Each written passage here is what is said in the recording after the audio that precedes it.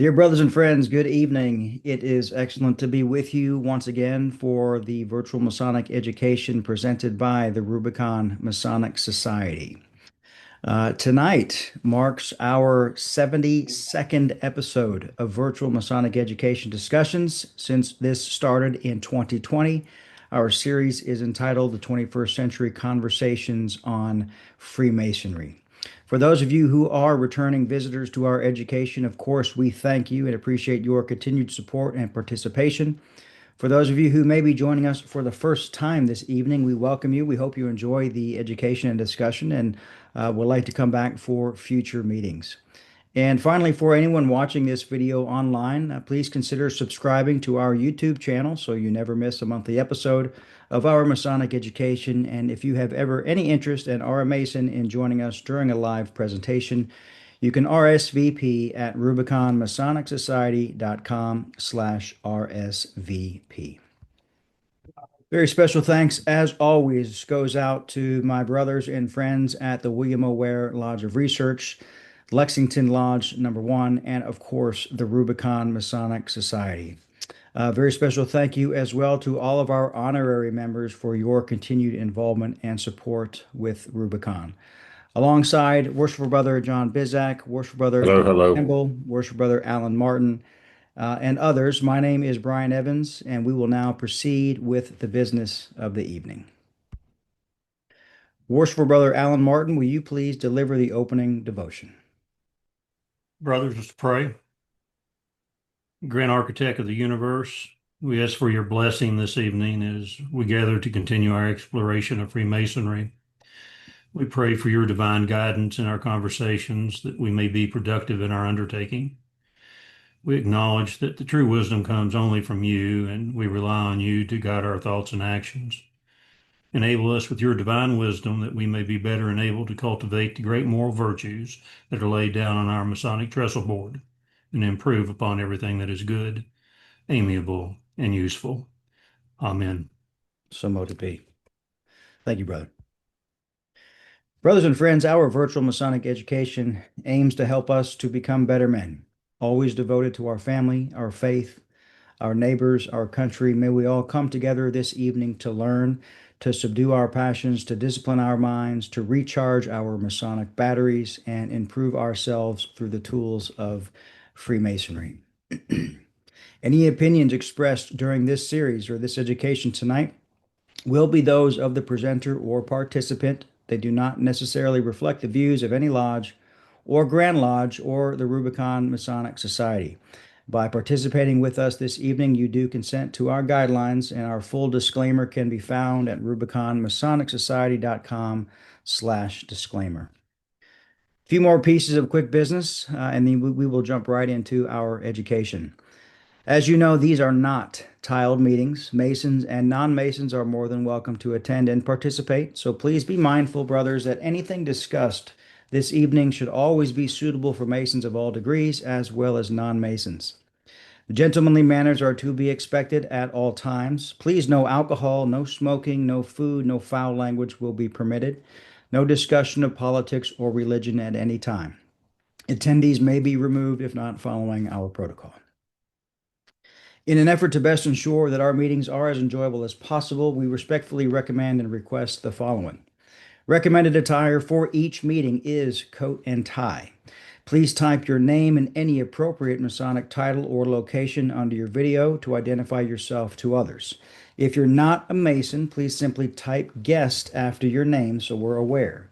Please enable your video camera so other attendees can see you unless you feel that you're in an inappropriate setting to do so. Please reduce your background noise, keep your microphone muted when not speaking, turn off all other programs to eliminate distractions for our attendees this evening, and as always, please be patient should any technical difficulties occur. Brothers and friends, tonight's presenter who is going to be leading the discussion for the evening is Worshipful Brother John Bizzack. And he will be discussing the topic of delivering the promise of Freemasonry. So without further ado, and I know you deserve a much more intense and detailed overview of your Masonic history, John, I'm going to pass the mic to you, and you can take it from here. Thank you, brother. Good evening, brothers. Our second 72nd episode this evening is a result of questions posed to members of Rubicon, Ware Lodge of Research, and Lexington Lodge since 2020. And that's when the first episode of this series launched. And those questions led to frequent conversations with other Masons around the country over the past 5 years. Now, most of those conversations stem from frequent references to the individual and the joint efforts of Rubicon, Ware, and Lexington.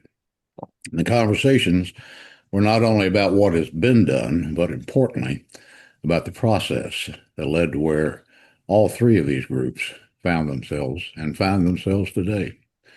Now, some of what has been done may appear to have happened overnight, but as you'll learn tonight, nothing did. Instead, everything for the past almost 14 years, including this episode, stems from the conversations we've had with many Masons around the country, and in our group, exchanging ideas and concepts about how we may best convey the message of Freemasonry. Now, bringing ideas and initiatives to life from those conversations is the work of many hands of many members, the core of which are with us tonight, and they too will speak to most of the areas that we're going to review and discuss. So tonight's episode explores these initiatives, addresses frequently asked questions, and aims to encourage discussions and more conversations. And we want to emphasize that our focus this evening on these areas are those which we found to be most valued by the majority of our active and engaged members in all three organizations. They're perspectives that, based on feedback since 2020, resonates with thousands of Masons around the world. And we base that on findings that since 2020, these episodes alone have garnered nearly 180,000 views, with some episodes individually surpassing 18,000 views.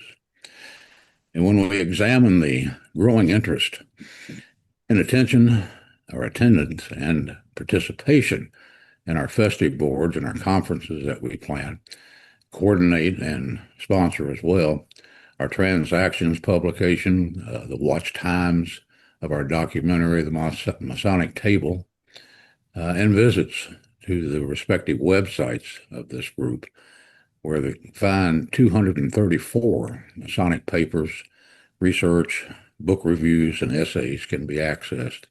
We find the Masonic audience for these events and publications continuing to increase today. Now, there's something else we want to emphasize as well, and that's that we are not in any way suggesting that the practices of Rubicon, Ware Lodge of Research, or Lexington One should be adopted by all lodges. That is not our intent, nor is it our place. Our approach is straightforward, and it's grounded in what has been proven effective for the majority of our active and committed members who continue to demonstrate a seriousness of purpose that supports these approaches. And we've been asked to share that on this platform. And we're pleased to introduce several presenters this evening who will share their insight into and about the processes and the programs we've utilized and found most effective. And all these approaches align with what we believe is the core purpose of our fraternity, and that is to explore Freemasonry. And we found that it is conversations, planning, and continuity, and not only how that exploration is done, but also conveyed. That is at the root of the successes, if any, that we've had. Now, we've all probably heard the philosophical principle that tells us that out of nothing comes nothing, and that everything must have a cause or an origin. So with that in mind, let us start at the best place to look at this story, and that, of course, is at the beginning. Now, this story begins with a small group of like-minded Masons seeking more than what they found at their lodge. The group was initially a minority. A meal, business meetings, minutes read, committee reports, announcements made, and then dismissal was the routine for the twice-a-month stated meetings for decades. Conversations about Masonry were few, and they were quite far between. Now, candidates were plentiful, around 20 each year for a series of years. but they were rushed through all the degrees, and once raised they came, they saw, and most left or quickly faded away. Eventually, some of the members of that same small group became officers, and as a few of them became masters of the lodge, constructive changes began at glacier speed with plenty of opposition on the sidelines to even that pace. What might be considered the first initiative that opened the door to at least parade speed, as it were, was the 6-month piloted initiative we call the Structured Degree Program. Instead of 30 days between degrees, we eventually extended the time between the degrees to 3 months. As time passed, it became 5, then 6, then 8, and today there's a minimum of 24 weeks between degrees, and the required return of a proficiency by all who complete the process, of course.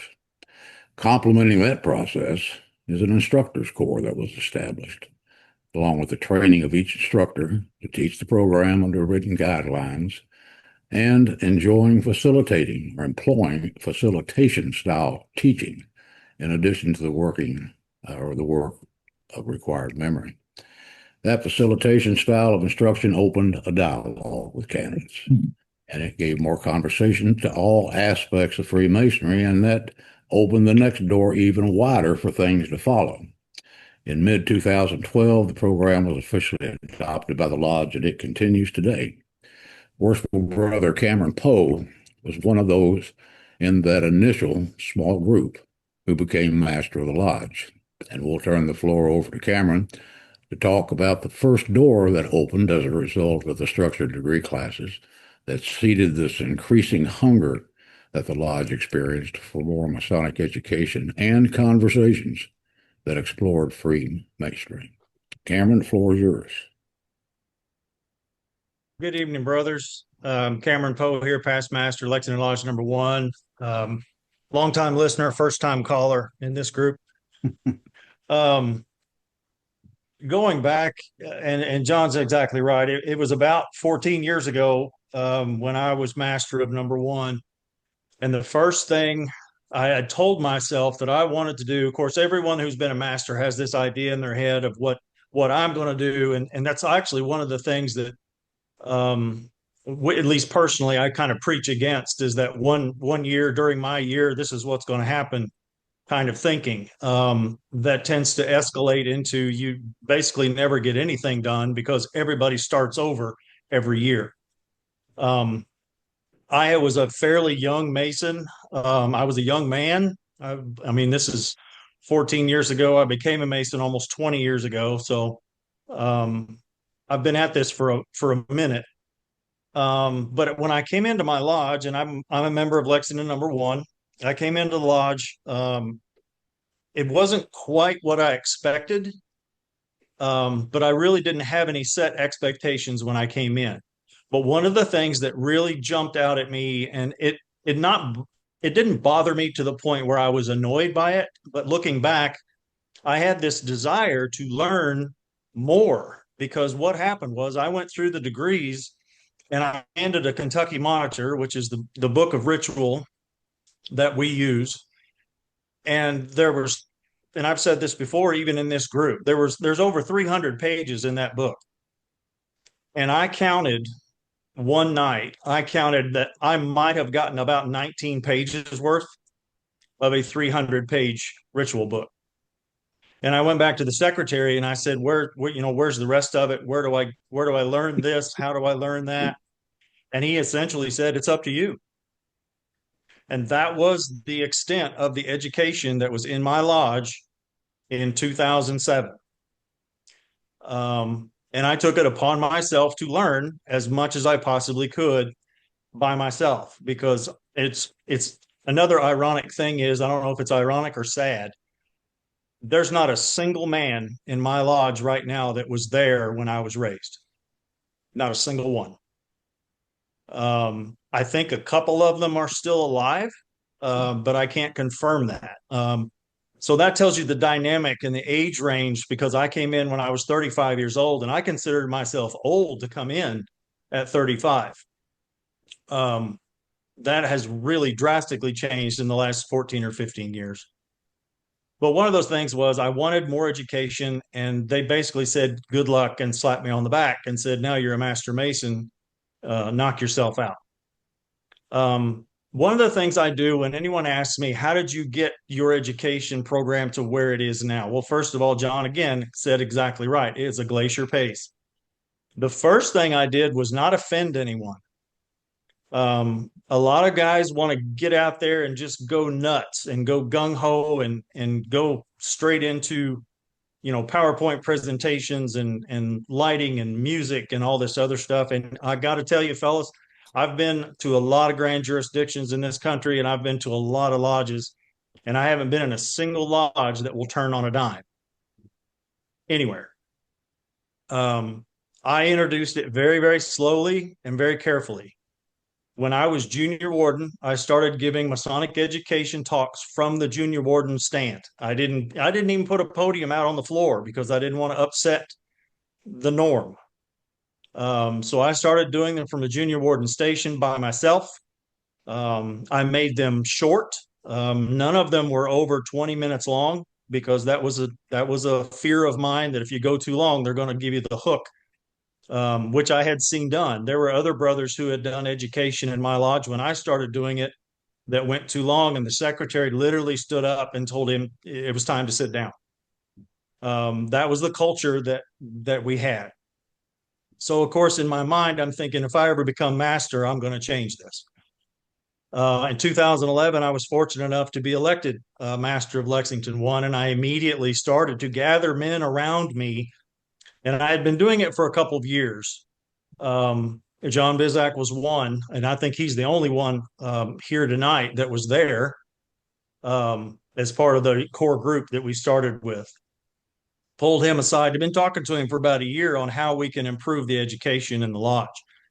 And he and I decided that I was going to start the formal education program at Lexington Lodge, number one. So fast forward through that year, we established a chairman of a committee. We established a committee. We decided what we wanted to do. We put it on paper, and we continue to adjust that. And we're 14 years later, and we still move that stuff around and adjust it. I think we're on our 5th edition of the education books that we use. And we created all of these ourselves. We begged, borrowed, and stole from a lot of other programs out there, basically to put these books together to kind of focus on what we thought was the core of education and becoming a Freemason. So that has evolved into several other things. The reason we're sitting here tonight was kind of based on that. But the initial push was to just provide our incoming brothers from the moment they become an entered apprentice, we started teaching. And I don't like the fact that in so many lodges in America, especially, once you get that degree, you're done. And it doesn't matter which degree it is. If you're an entered apprentice, congratulations, you're an entered apprentice. Come back in 2 months after you give your proficiency and we'll make you a fellow craft. And there's nothing in between there but learning that ritual, learning that proficiency. John mentioned that we extended the learning between degrees. And the reason we did that was by necessity, because we were teaching so much more than just your proficiency that you had to return. Now, constitutionally in the state of Kentucky, 30 days, you can return your proficiency and stand for the next degree. To me, that's a factory because what are you really learning other than to memorize and parrot back something that you've been told or even handed in some cases to learn. So we've extended the time between degrees simply out of necessity because we do teach so much more and we dive in so much deeper than your average lodge. Is that the correct way? I don't know. We're not going to say that it is. It works for us. We enjoy it. We encourage others to do it, but we're not telling you this is how it's supposed to be. So that's a really probably a long answer to how this all got started. And I don't want to step on other presenters because I know we have several guys here tonight that are going to continue on with this journey. But if you're going by the timeline, consider yourself in just at the end of 2011, starting in 2012. John, do you want me to keep going with the study group, or is that Sure, somebody else's? sure. Go ahead. I'll join in with you.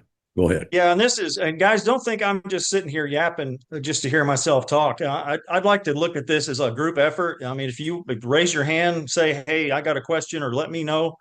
If anything's burning on your mind, this is not, in my part of it, is not a formal, I'm just going to talk at you and you listen. No, that's not how I work. I'm very much an interactive person, and I encourage you to ask questions as we go along and stop me if you need to.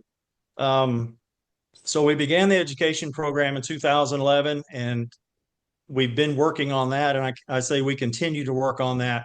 One of the things that jumped off of the education program was because at that time we hadn't done anything in the lodge during a meeting, during a stated communication. We did some research and found that I think the last actual education presentation that wasn't one of mine prior to that was probably somewhere in the 1930s, I think. I can't remember if they go all the way back. If I start quoting dates, I'll get in trouble. But it had been several decades, at least according to the minutes. Now that's here, maybe they just didn't write it down. I don't know. But that started with, okay, how can we have education? And again, not wanting to offend, because we knew if we offended somebody, they would stand up and tell us to stop. And that's the end of it, because then you start creating animosity for the programs. You start creating animosity among brothers, and we absolutely did not want to do that.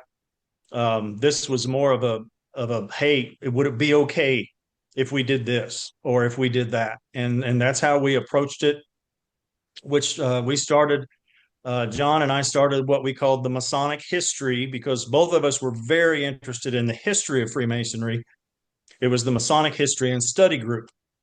And we would pick, I forget, I think it was Thursday nights. We met, my lodge meets on a Monday night. So we picked a completely separate night to meet at the lodge. We met in the dining hall. There was no Masonic regalia, no signs, no meeting, no formality to it. It was basically he and I would pick a topic and we would present on that topic.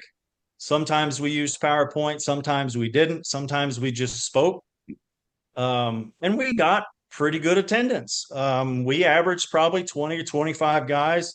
When we first started, I was really encouraged by lodges from our district, not necessarily all our brothers, but brothers from other lodges were coming to see us and participate. Those were set up kind of like this Zoom call is, where we encourage brothers to participate towards the end. If you have questions or comments, or we can debate back and forth.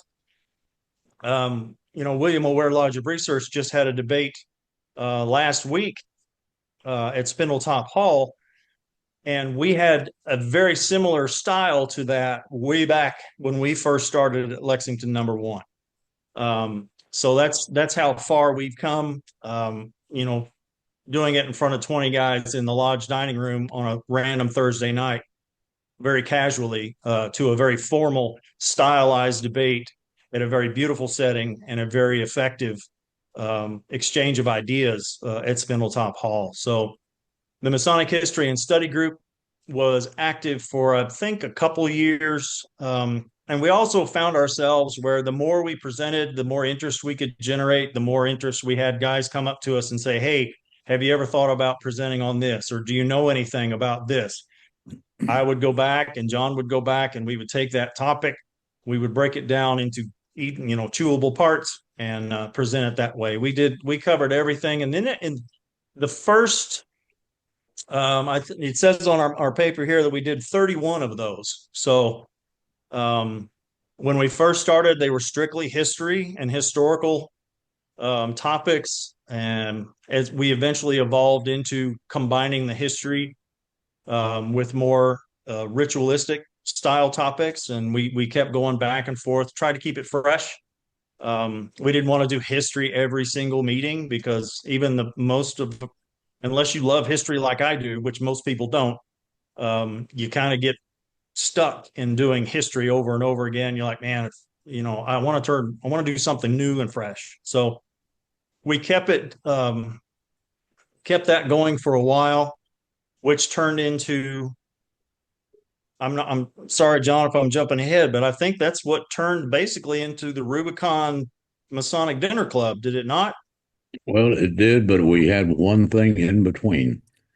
We did have 31 months of it, and we started out actually with the first couple of months, we only had about 6 or 7 people attending.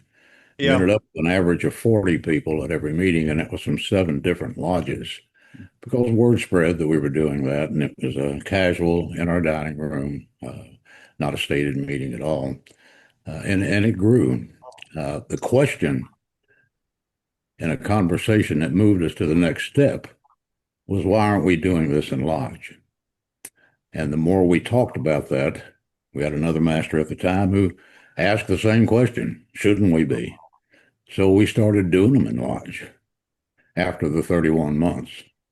And after doing that in lodge, we kind of got a fresh new approach. Our register shows an increase in visitors that continued from the spillover from the study group. And it also showed that we had more people coming to lodge who are our own members who didn't come to the study groups. So we found that coming back into the lodge room gave it a different atmosphere, a little bit more formality, of course. And that took us to the next step, which was a motion to have a festive board.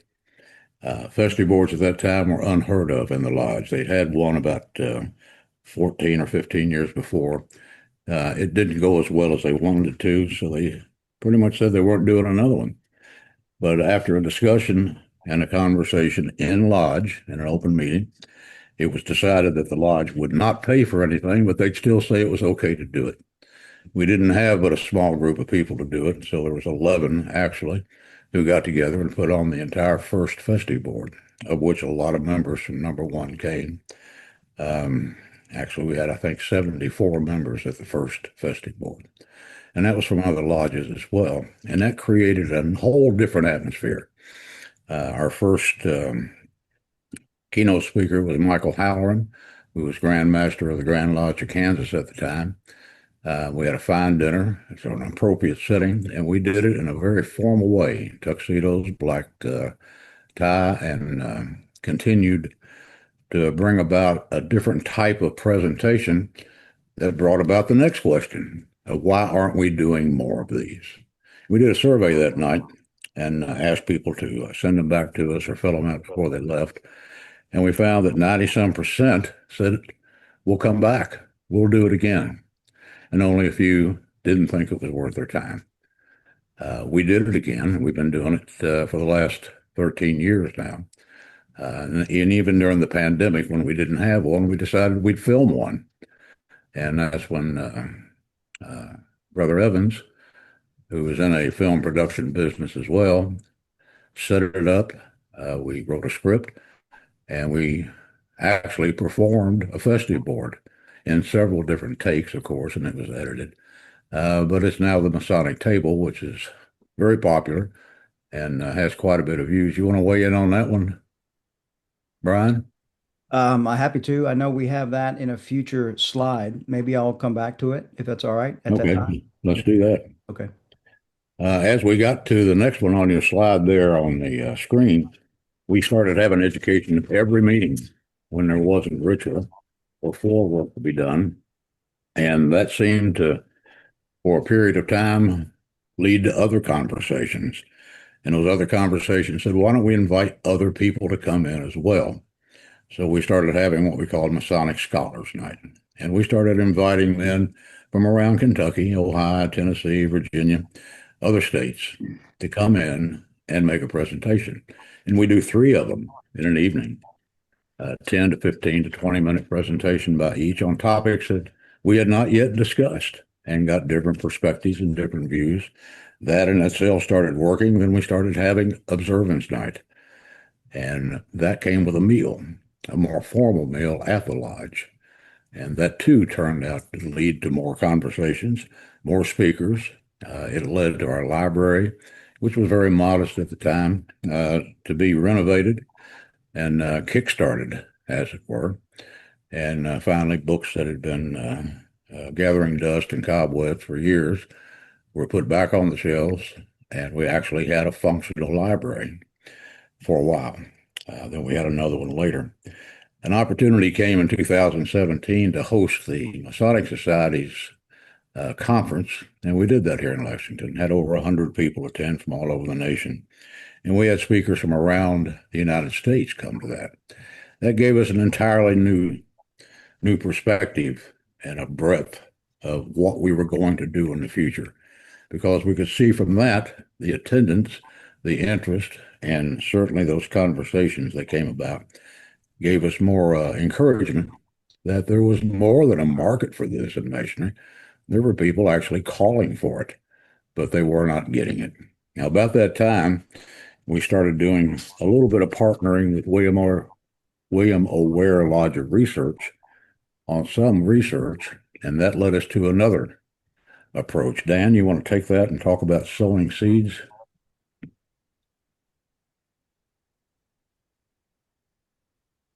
I think your microphone is off, Dan.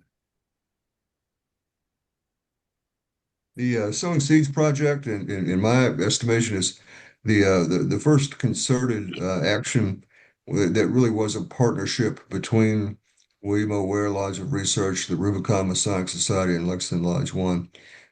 We had some conversations leading up to this, and decided that collectively we were stronger and had more resources if we tried to work together on a particular project.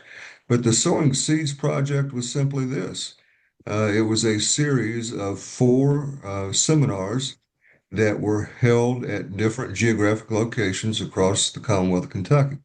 One in the north, one in the south, one in the west, and one in the Louisville area. So these were one-day seminars that we offered at no charge to any interested Mason in that particular area. We received permission from the Grand Master of the Grand Lodge of Kentucky to hold these. And one of my takeaways from this is that these had the effect of contributing to the conversation about Freemasonry in a couple of different ways. First of all, we were sharing information with our brothers from around the state, and we shared information about membership trends. We shared information about best practices. We shared information about philosophical points with respect to Freemasonry. And when I say shared information, it really was that, because we were receiving as much as we were imparting.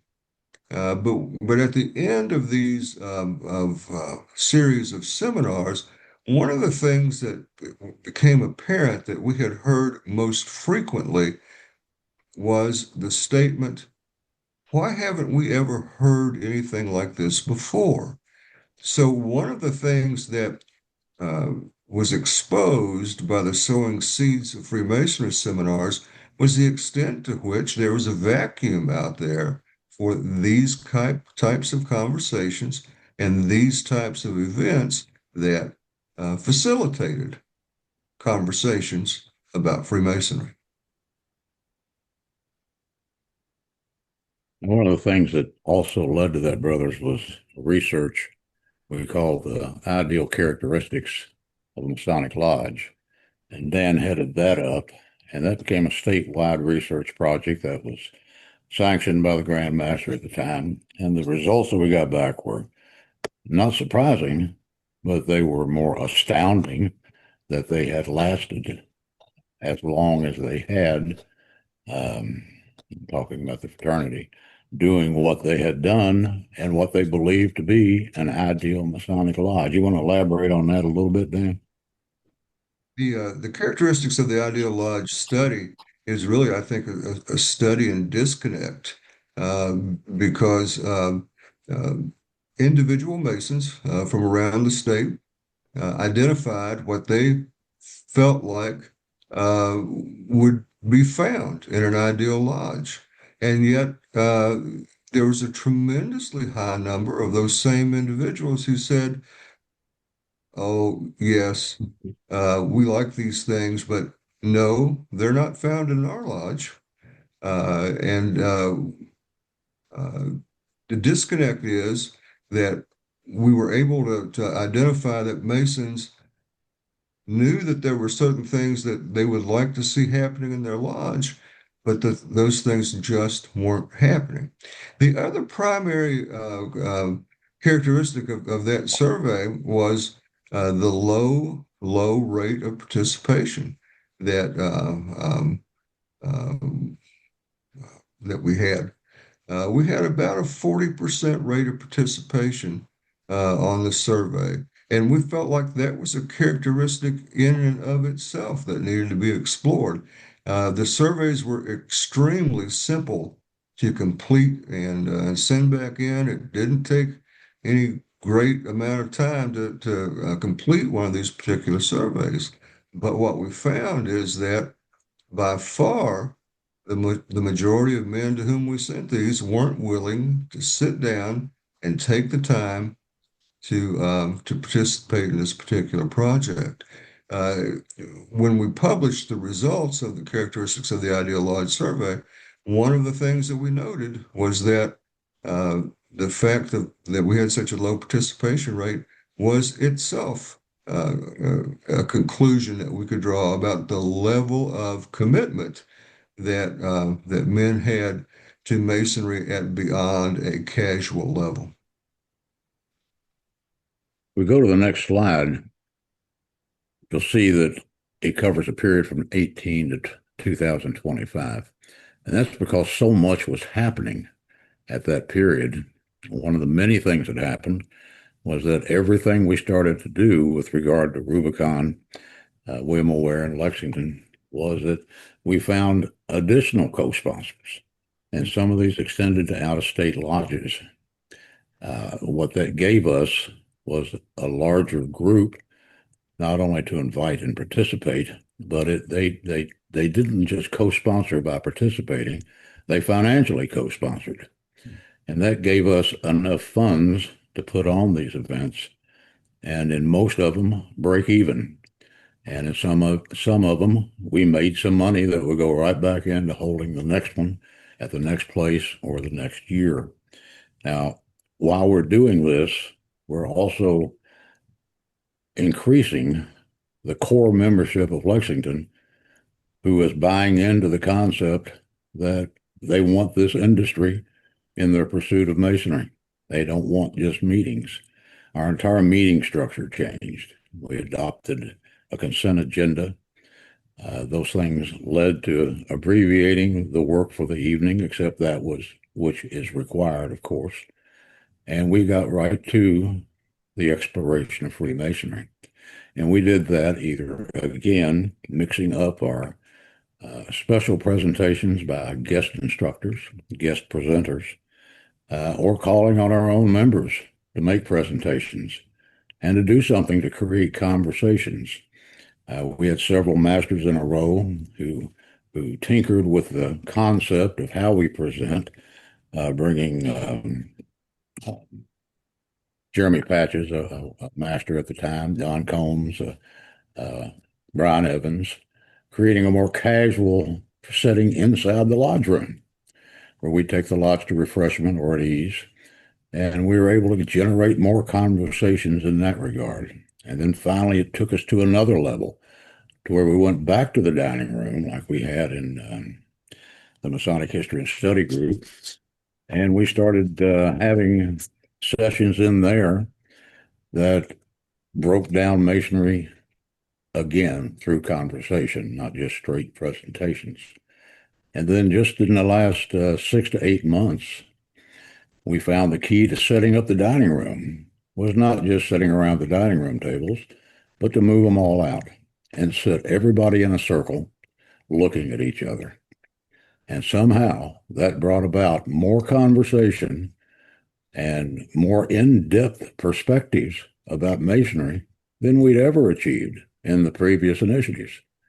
And we're still using that process today. Now, during that time, We grew the lodge in the number of committed Masons that we have. And at the same time, we were losing members because of age. A lot of them had moved for career reasons, the military. Some had demitted, and some had gone to other lodges.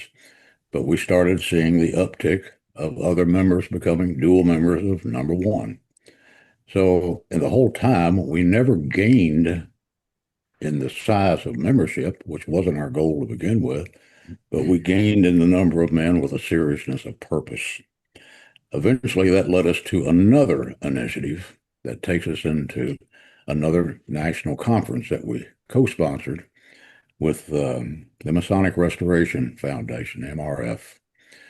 We co-sponsored their annual seminar, our annual symposium here in Lexington, again at Spindletop, which is actually our backdrop from many of our programs, and drew over 100 people for that as well from around the country, and had 2.5 very successful days of, again, I keep emphasizing this word, conversations. Now we're bringing in even more ideas, and we're exposing men to other Masons from around the country that they had not heard speak. They had not seen their positions. They had not read books they'd written or articles, but they got to meet them and they got to hear them at not only the symposium itself, but we would conduct the Festive board the night before. That again took us into another realm of what can we do, not to repeat what we've done, but to build on what we've done.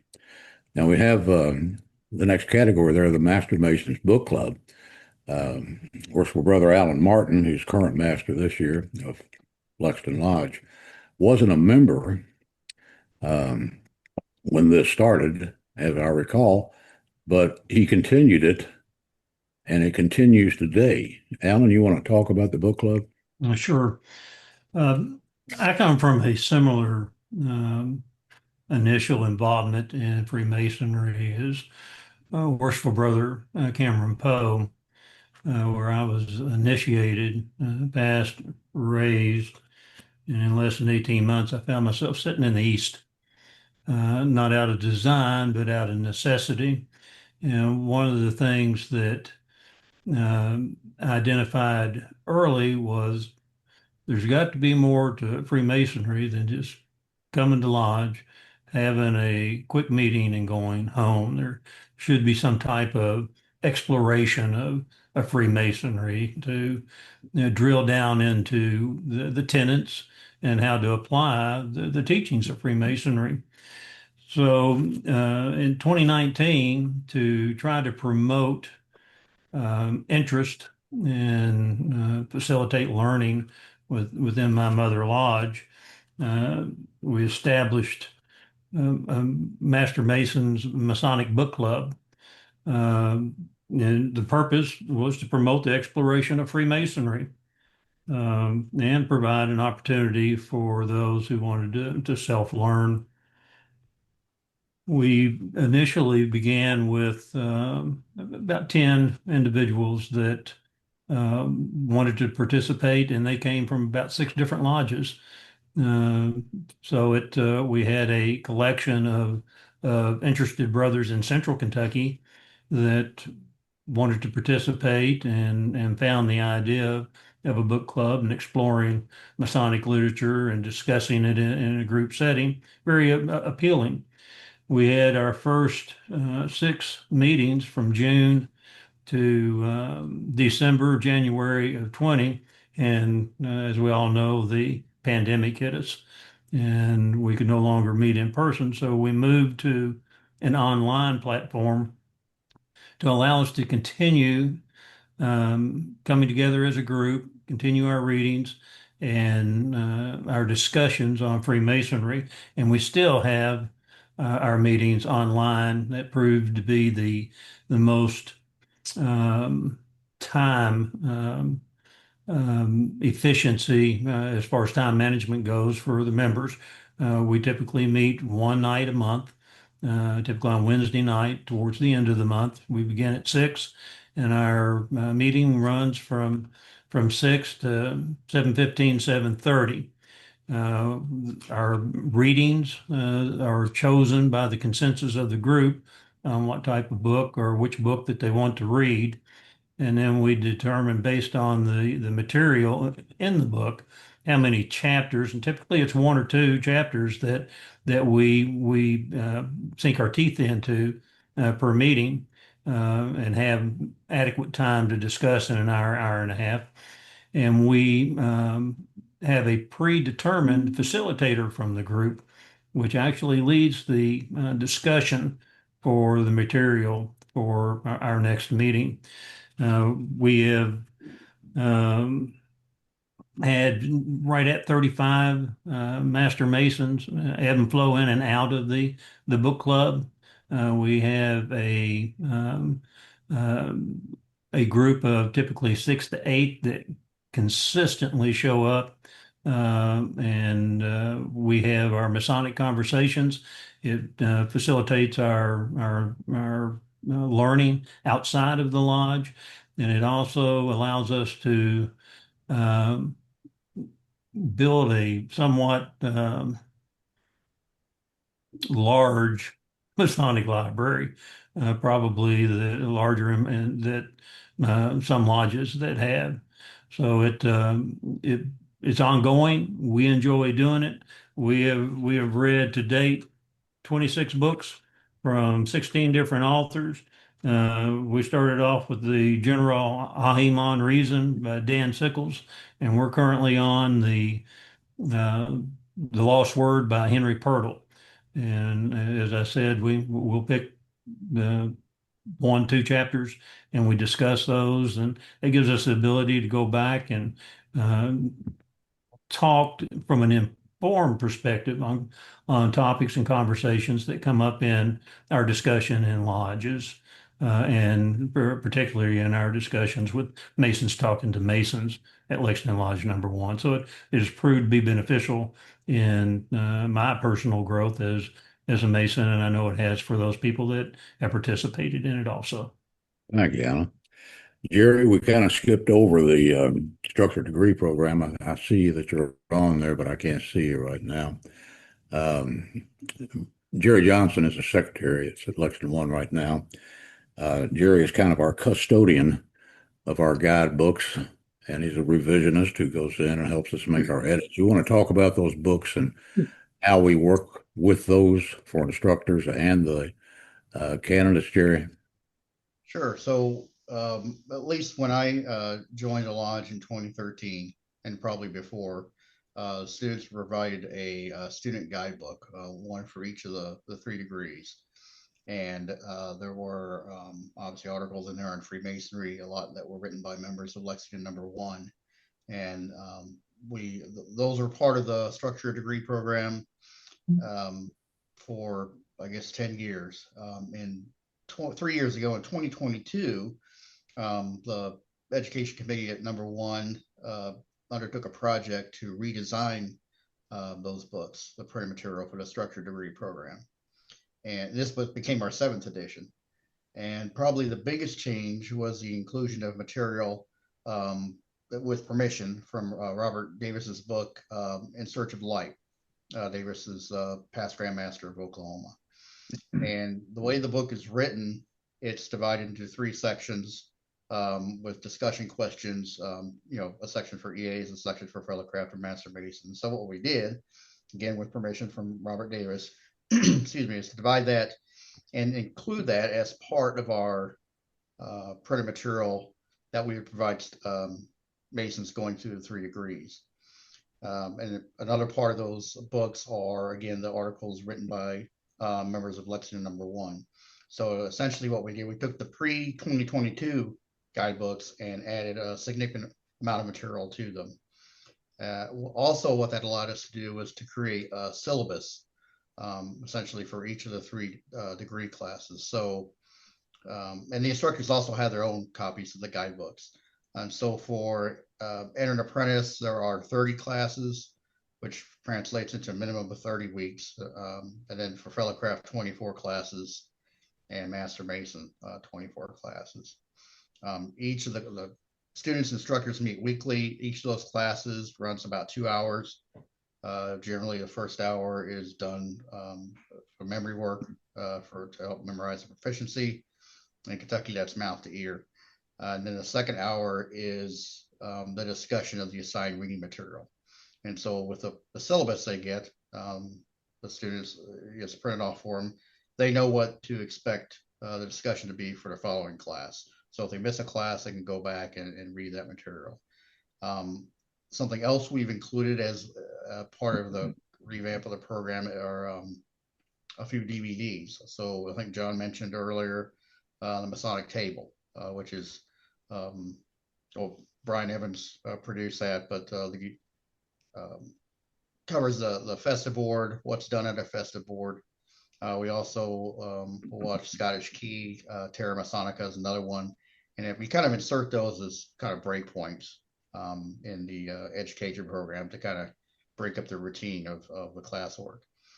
And then for the fellowcraft degree classes, we've got several videos on each of the 7 liberal arts and sciences that we include as well. So maybe 2 or 3 videos per class once you get past the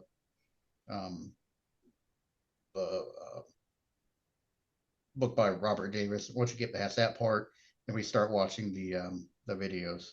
And it's not in depth or anything. It kind of gives them a little taste of logic, rhetoric, and so on.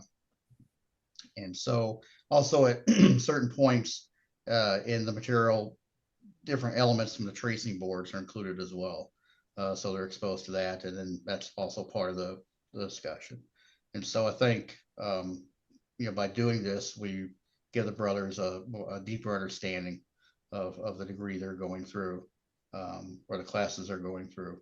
And I think, just from the time spent alone, instead of I think John said, instead of 3 months, it's turned into 6 months and 9 months for one degree class.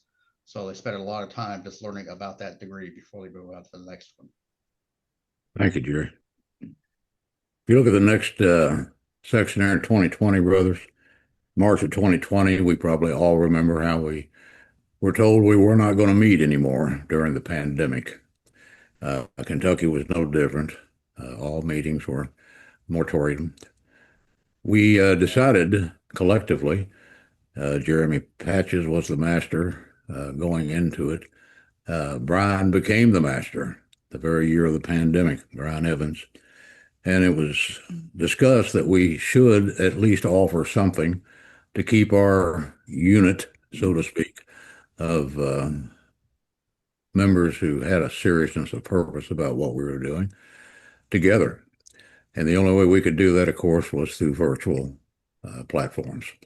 So it was designed that we would do that for as long as we needed to during the pandemic, and it started off a very slow process. But we decided right away, there were already lodges doing that, of course, around the nation. But we decided right away we were going to have a little bit more formality. We were going to have a carnival. We weren't going to smoke cigars. We weren't going to make a carnival out of it. We were going to have a serious discussion about Freemasonry. And we did that for 13 weeks. We met weekly, and it was quite a bit of production that went into those. But at the end, when we were closing them down, just as lodges were starting to come back and eventually meet wearing masks and so forth, as we all know we did, we were inundated with requests from others who had joined us during those 13 weeks to not stop, continue to do them. And Rubicon emerged again, with Brian at the head as moderator, as he has for the past 72 episodes, creating another title for these Zoom meetings, which is 21st Century Conversations about Freemasonry. Now, that has led us into a whole new dimension of being able to share what we've shared on a platform that has a little bit more formality to it, a little different type of presentation, and an opportunity for men to have discussions. But then we saw the opportunity to also post these on a streaming channel that Rubicon had. And once we did that, it began to take off even more than what we expected. And the views and the comments and the emails and the text messages that we've received from Masons who have attended from around the world has been astonishing. And we had no idea that it would so quickly be embraced as it has. So as it started at a 10 part, then to a 13, now to a 72nd episode series, we don't know how we can stop it. And we're not looking for ways to end it. And we continue to be encouraged to expand it. And we're not sure yet how to expand it, but of course, we're open to conversations about that. These things led to something else happening with the structured degree program that hasn't let go of its position as a rudder for the men who come into our lodge. In our last Master Mason class, we were ending the class after 20 some weeks, and the last few weeks had been extended a little bit already just because of the holidays.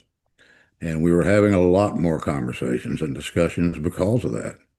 And as a result, Jeremy Patches and Roger Hertz, who's with us tonight, I don't see Roger, I think he's on the next page of my images here, were two of the members who came up with an idea that we should continue the classes and do it in a different way. So Jeremy, I'll turn it over to you and tell us about the Builder Circle.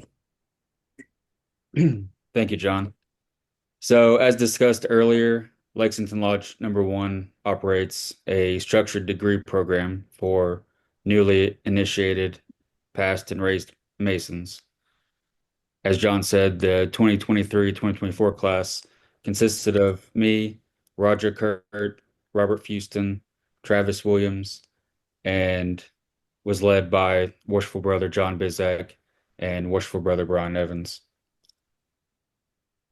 So as this master class, we didn't want it to end, and as alluded, these classes keep getting, first 3 months, then 6 months. Well, this master class is now, what is it, like 18 months, and it's still going, essentially. But as our master class was coming to a close, none of us wanted it to end. And for me personally, it felt like we were just getting started. And we threw out the idea, or at least expressed the sentiment, that we didn't want it to end. And that really struck a chord with everyone. I remember John saying that he just wanted to show up and ask if we were willing to prepare the lessons. John essentially responded to our desire to keep the master class going with a challenge by creating an instructor vacuum. And if we were serious about keeping the class going, was someone willing to step up and make it happen? So we had our first meeting, and it was a planning session. John said he would get the approval by the master, who was Don Combs at the time. And we discussed the structure. We would need a moderator, we would need a scribe, and Brian emphasized that we wouldn't need to prepare a complex lesson. We would just need to have a discussion topic and to pull men together that were interested in exploring Freemasonry. And the conversations would kind of form themselves. And we needed a name. I listed tons of names and looked at various conversation or combinations of names, and one clearly stood out, which was the Builder Circle. I volunteered to take the role of scribe, and Roger and I would jointly moderate these meetings. What that ended up looking like in practice is that Roger and I would take turns preparing discussion topics, usually preparing a short paper to present to get the conversation going. And I would send out meeting notes at the end of each meeting. The presentation style is very informal, and we just prepare a page or two that takes up no more than 10 or 15 minutes. And that way we can leave plenty of room for discussion. And I feel like that's what keeps everyone coming back to the Builder Circle, is that discussion. To me, it's very enlightening to see the ideas bounce off all the brothers and watch as the conversation naturally unfolds. I usually come prepared with a handful of questions to get the conversation going, but it's not often that I have to dig into those because everyone is usually very engaged in the discussion. So over time, we've had guest speakers join us, including Worshipful Master Alan Martin, who spoke on leadership, Brother Darren Gola, who spoke on the 7 liberal arts and sciences, Brother Tim Bramble, who spoke on the 4 cardinal virtues, and Worshipful Brother John Bizzack, who talked on what it is we're obligated to do. Other topics we've explored, we explored a lot of topics. We've explored passing the pillars, the middle chamber, applying the working tools. Initially, we thought that we would need to have a bunch of topics lined up for the year so that people would know in advance. But what's happened is the conversations have kind of unfolded organically over time, where we just plan 1 or 2 discussion topics ahead of time based on the previous discussions and how those went. And so I've really enjoyed that. I also send out a survey so that people can suggest topics and vote anything that interests them. So the discussion topics are open to the idea of exploring Freemasonry, and it's been really valuable. I don't know if you want to speak to that, Roger. Yeah. Are you there, Roger? Roger, you're muted, brother. There we go. Thank. So how much more I can add to what Jeremy said? That was fantastic. It was, I think, really through the process of going through the structured degree programs, and we were seeing a lot of growth, and that's what we didn't want to stop.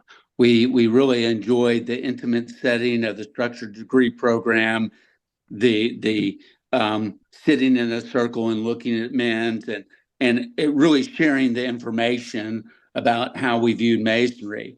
As we started, I think we kind of joked and saw ourselves maybe as the JV group of the Rubicons, the wannabes or the guys that are the understudies. But that was great, and we look forward to the challenge, as Jeremy said, that was presented to us, which was, hey, we'll continue to do this, but you guys take on some of the responsibility. And obviously that gave us exactly what we were looking for, which was more growth. So that's about all I have. Well, let me add to it. Again, we go back to conversations. And again, we have to point out that these aren't just for entered apprentices, fellow crafts, and master masons. We found that opening the door to candidates, even prospective candidates, that we felt were genuine in what they wanted to come to Masonry for, we invited them to come to these, and they have. And they've been participating, some of them before they were ever initiated, but they've become members now. They gained information that they would never have had, another perspective, before they were even initiated. Now, of course, in those conversations, we were quite careful about what we revealed and discussed, and they understood that. But opening them up gave us more perspectives about what they found when they came to the lodge, what they were looking for when they came to the lodge, and what they'd like to get out of their experience and their Masonic journey. Now, if we have 90 minutes of a building circle or builder circle meeting, roughly 85 of those minutes are conversation. And sometimes those conversations go way off topic, and Jeremy and Roger bring them back at the end, but everything that's discussed in them is exploring Freemasonry. If we look at the next section there, we see a title of debate nights. Dan Kemble, would you explore that a little bit for everybody tonight?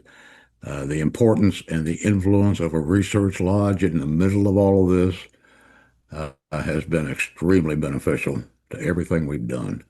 So if you'll include papers tonight along with debate night, Dan, we'd appreciate it.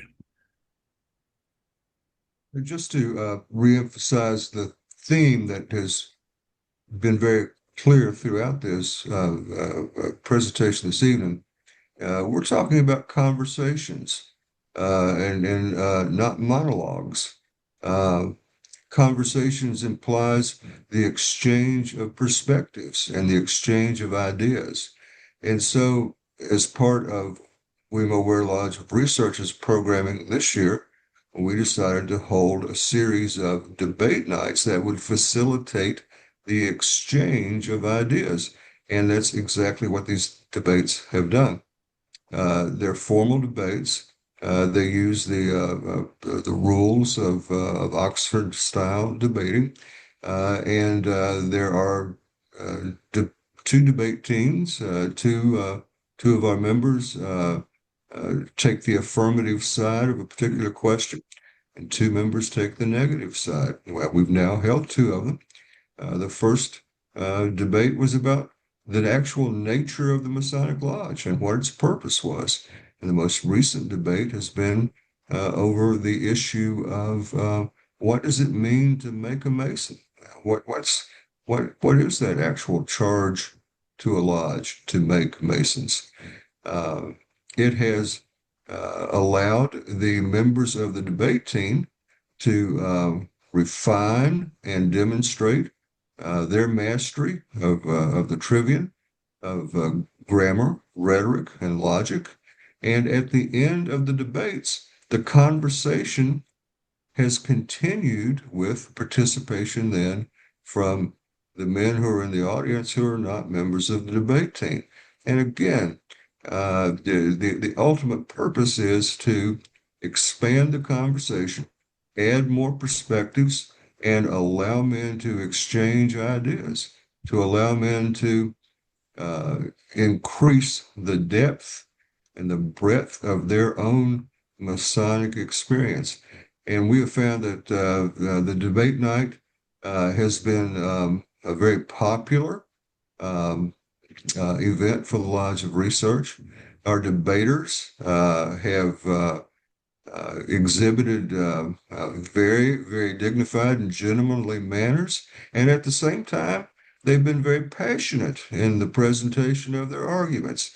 So we feel like that the Masonic debates that we have held have facilitated and indeed extended the ideas of conversations about Freemasonry. The first debate, both of the debates have been videotaped, but the first debate is available for viewing on YouTube. And the initial number of views of that event has reinforced our belief that there is an interest in this type of programming throughout Freemasonry, that men are looking for the opportunity to exchange ideas and to broaden their own perspectives about Freemasonry. Thank you, Dan. We look at the last column there, brothers. The pursuit of Freemasonry never ends. We've said many times that for Masonry to mean anything to a man and for a man to mean anything to it, he must spend some time with Freemasonry. And we believe that you must spend that time in an atmosphere that conveys the best way to explore Freemasonry. Now, we don't think that we've stumbled on the best way. There's bound to be other ways, and I think since 2011, we're finding better ways every time we take another initiative to pursue one of the conversations, the ideas from it, and the concepts behind it, and explore it and try it. And I think the success, if there is success, and I think on the slide that's on your screen shows the success of industry when we explore Freemasonry.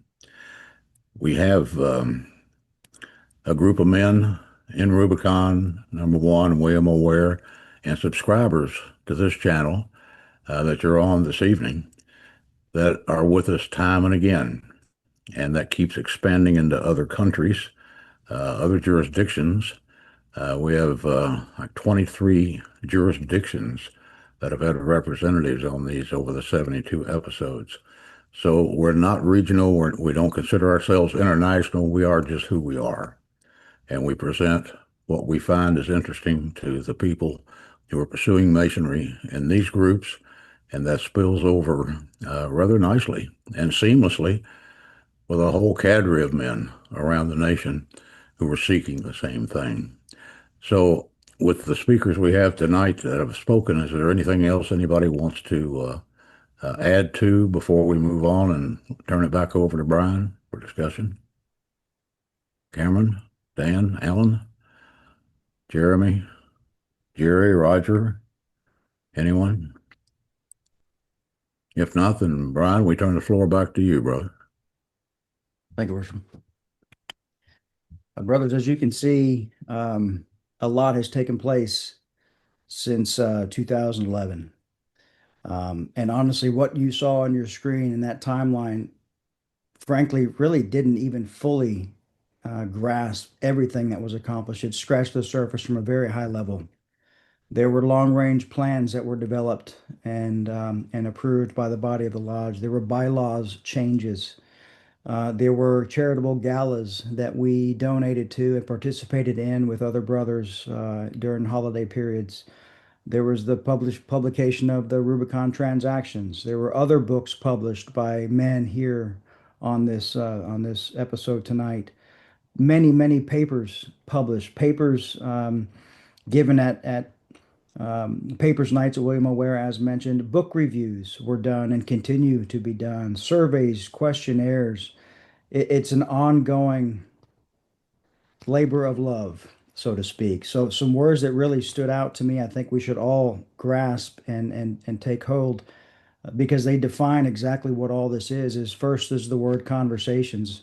That's exactly what we're doing. Let's just start with a conversation and let's start sharing ideas to then explore Masonry. Exploration of Freemasonry never ends. It works with words like-minded men. Leadership. Leadership is contagious. So the men who began the journey and put us on course is inspiring and it's contagious. So we thank the men before us to continue to lead that direction of our moral compasses. You'll notice that a lot of this that is always done is done through partnerships, whether it's individual partnerships or sponsorships through other lodges or research lodges or sponsorships. When we did the Masonic table, I don't recall exactly how many total sponsors we had of all different financial levels, but somewhere between 20 and 30 different financial sponsors from a few hundred to a few thousand. None of this could have been done without the help of brothers coming together for the purpose of exploring Freemasonry and contributing to our fraternity. Jeremy Patrick mentioned it's all organic, 100% organic. And I think that that's a word that we should also recognize and appreciate. True success is organic. It's done naturally and it's built brick by brick. And that's exactly what this is. It's very intimate. Everything that we do here, even in this virtual setting, is extremely intimate. We come together and we share ideas and thoughts, and most of us have never met except for through our computer screens, and that's pretty incredible. We share ideas. I guess my last comment that I would say to anybody that's looking for ways to continue to explore Freemasonry is identify those aha moments. Identify those little hinges that swing big doors because they're there. And it doesn't have to be a huge idea. It could be something really teeny and small, like the Builder's Circle. And Jeremy Patrick and Roger Kurt took that and ran with it. And it's one of the most enjoyable pieces of Masonic education and fellowship that I personally experienced to this day, aside from, of course, Rubicon and our Festive boards and things like that. But Lodge is great, but when you can get together and truly relax a little bit and talk about Freemasonry with other brothers that are just as inspired by it as we are, that's special. That's Freemasonry. That's when the egregore is in the room and it gives you goosebumps because there's just something you can't explain. So, with that being said, I want to thank all of our brothers and presenters for sharing their insights tonight and be more than happy to open it up for any questions or comments. We have about 10-15 minutes before we will proceed to close. So if you do have any questions or comments, this is a great time to raise your virtual hand or type it in the chat bar or just speak up if you feel it is the right timing to do so. Worshipful Brother Brian, if I may, we are now one 1/4 of the way through the 21st century, it occurs to me that we are now seeing men come into our lodges who very well may, in fact, may be likely to experience Freemasonry in the 22nd century. I think part of our responsibility is to see that these conversations continue so that the men who are coming into our lodges now will not only be participants in 21st century conversations, but they will be the men who carry the conversations into the 22nd century. Well said. I could not agree more. And hopefully on some level, this remains an inspiration to them. Brian, I'll respond to that about the inspiration. Please. You guys have been such an inspiration for me ever since I first started meeting members of your lodge at Masonic Restoration Foundation meetings. And I had the great privilege of coming to your lodge in 2019 when you hosted that event. And this is aside from my own lodge. In fact, I think that the presentation you put on this evening, we could barely match. But I am so impressed with what you do. This is, I think, the best that I have ever seen a lodge do, and I agree with you. I think that we lodges like yours and like mine in South Pasadena, California, we are bringing in fellows that want to do more than just take a degree and come to the barbecues. That knowing the depths of what this is all about, the spirituality of it, and the cooperation. You guys are a national inspiration, and I couldn't be more grateful than to have made your acquaintances, or more honored than to have been an honorary member of the Rubicon Society. So you'll keep seeing me as long as you keep doing this, and I can tune in. But I love you guys, and I feel just as close to you as I do to brothers in my own lodge. Well, we love you too, brother, and we're happy to have you tonight. Thank you for sharing your comments. I think there is certainly something perfectly fine with barbecues and fish fries. Me too. There's nothing wrong with that. However, the most important part of Freemasonry is the exploration of Freemasonry, is the education of Freemasonry. So my only advice would be to let's not forget that, and let's put that first in everything we do. Wear what you want to wear, eat what you want to eat, but by gosh, let's study Freemasonry. Let's use the tool of education as what the focus should be above anything else, because that's going to make us better men. Amen, Brother Evan. Thank you, Jared. Other comments, questions? Things that you maybe have done with your lodge that would be a good idea to share, or that you've seen other lodges do would be a good idea. The debate nights was almost, I don't want to say it was an accident, but it was something that really, it certainly was not an accident. It was something that really captured the attention of men. So when you identify those organic results of inspiration, by gosh, again, that's a little hinge. Let's continue to pursue that. And that's one thing I think that the debate nights have proven to be, which is why it worked and will continue to work. And if something doesn't work, move on. Try it. You never know until you try it. Come together with some men that have some unique skill sets that can help with planning and setup and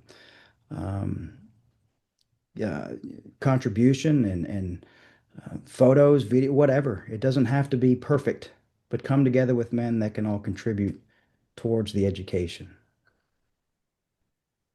Yes, Bruce. How are you, brother? Good evening, brother. Just really enjoy always. And unfortunately, I have missed quite a few meetings, unfortunately, because things that have interfered, but I'm glad to be here tonight. I had the occasion 3 weekends ago now to be up at my college for my 50th reunion at Heidelberg College in Tiffin and visited my fraternity hall there. And in speaking to the brothers who are now there at college or university, I was able to suggest that if they want the same type of camaraderie that they pursue talking to a Mason. And I'm glad that it fell on open ears, and hopefully they'll pursue it. Good. The other thing, and I don't know whether Dan has announced it to this group before I was able to join, but unfortunately, yesterday was the Masonic service and gathering of the men of the first district in the state of Ohio for the Masonic funeral service for Right Worshipful Brother and past Grand Master Michael Himes of Ohio, and he was the Grand Master in 2007, if I remember right. It was a great big gathering, and I'll tell you, I would not have missed that for anything.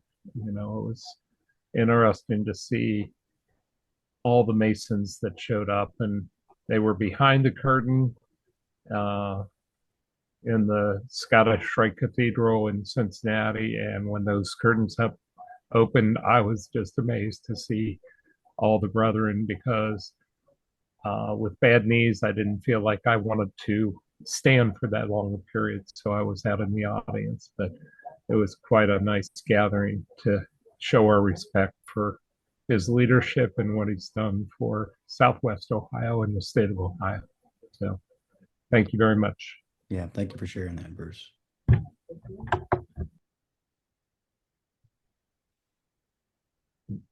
Anyone else? We might add one thing when we talk about the debate nights, Brian, is that that happened on March 12th at Spindletop. We had 41 men in the room that night. As of today, our stats show over 1,000 views of that.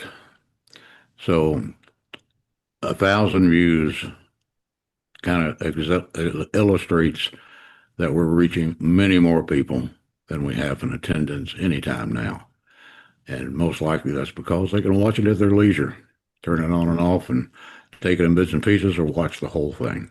But something works with it, and we hope that will continue. Thank you. Yeah, and our most popular video to date was one of our first of the 10, which is the Entered Apprentice degree. Over 40,000 views of that one video alone.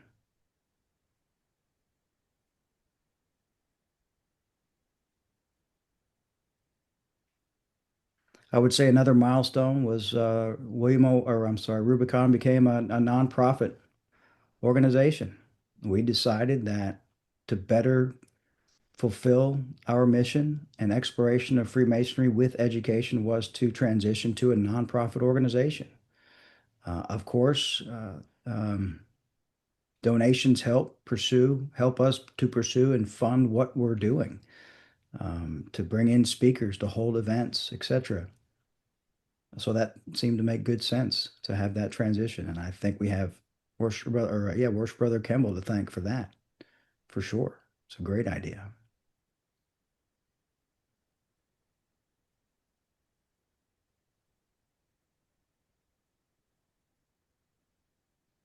Well, brothers, we certainly thank you for your time. We thank you for your fellowship, your interest in Freemasonry, your questions, your comments. It is a recharging of batteries, I think, for us all on some level, and it's a beautiful thing. And despite how painful and agonizing COVID was for me, for all of us during that time period, it has led to something beautiful that we have here today. So everything happens for a reason. And everyone here is a part of the success that Freemasonry shares together. So if there is nothing else, we will proceed on with the evening. All right, very good. John, Dan, thank you, and Cameron, thank you, brothers, for being presenters tonight and discussing and sharing your history.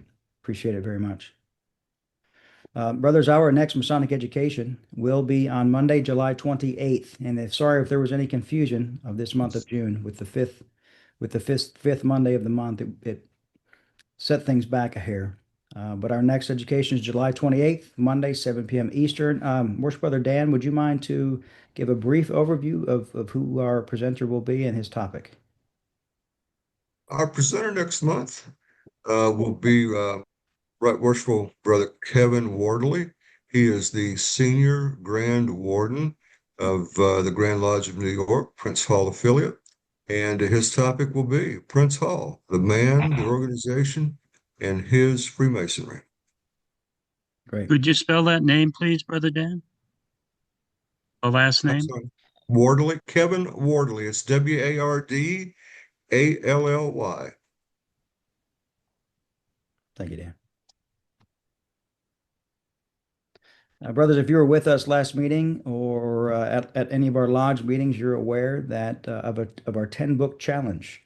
And we invite anyone that has an interest in participating with our 10-book challenge to go to our website and enter your name so we can keep each other accountable and share the progression of that. John, would you mind just mentioning what that is? Turn that over to Dan. Dan, would you mind taking that over and giving us a great answer?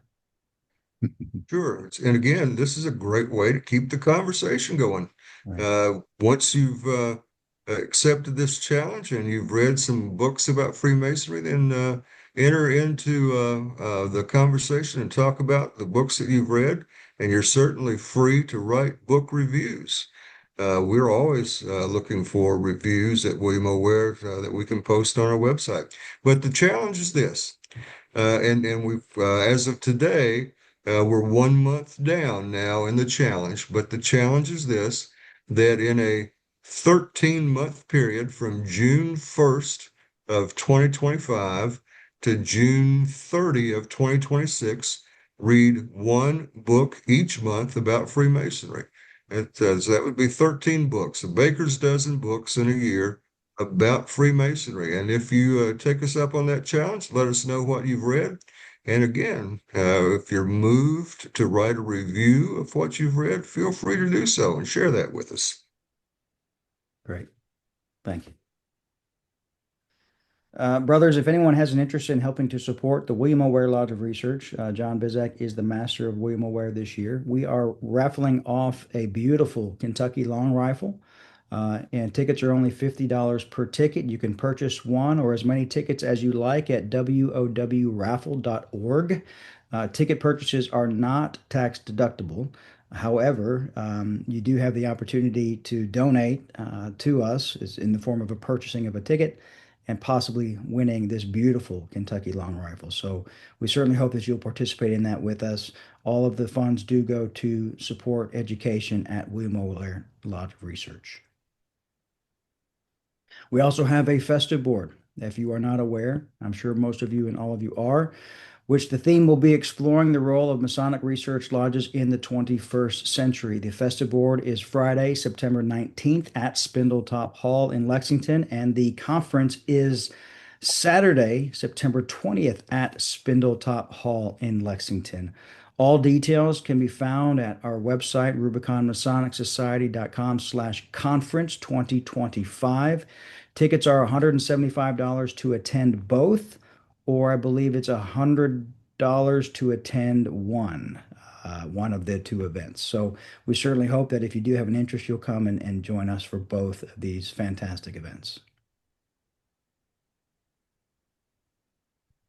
If you have any interest in learning more about Freemasonry and exploring the education here, you can certainly check out thecraftsman.org, which is our very own Worshipful Brother Bizzack's website. He has many more papers coming soon on this same site, so feel free to check that out. I think you're going to really enjoy what you find and discover there as far as papers and books and resources and links, etc. Worship Brother John, would you mind mentioning something about Philalethes, please? Sure. Philalethes Society, brothers, was founded in 1928, and it's an international Masonic research society as well as the oldest independent Masonic research society in North America. It was started to serve the needs of those seeking more insight into the history and rituals and symbols of Masonry, as well as spreading that light. And we know many Masons prefer an electronic dissemination of materials, and we'd like to put the Philalethes Journal in your hands. If you want to continue to look for a way to get brothers interested for a nominal fee, every lodge can send out an electronic copy of Philalethes 4 times a year to any of their members in a PDF format. And if you want to learn more about that and how to go about signing up for it, I'll put a link in the chat box after this message. And if you have any questions, please just follow the link or get in touch with me. Thank you, Brian. Thank you, Worship.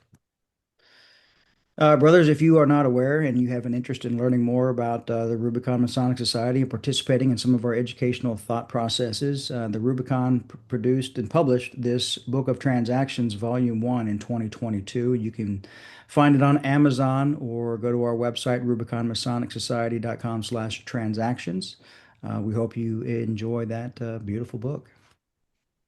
As mentioned tonight, there is a documentary that was created back in 2021, and that is available on Amazon. You can rent it or purchase it.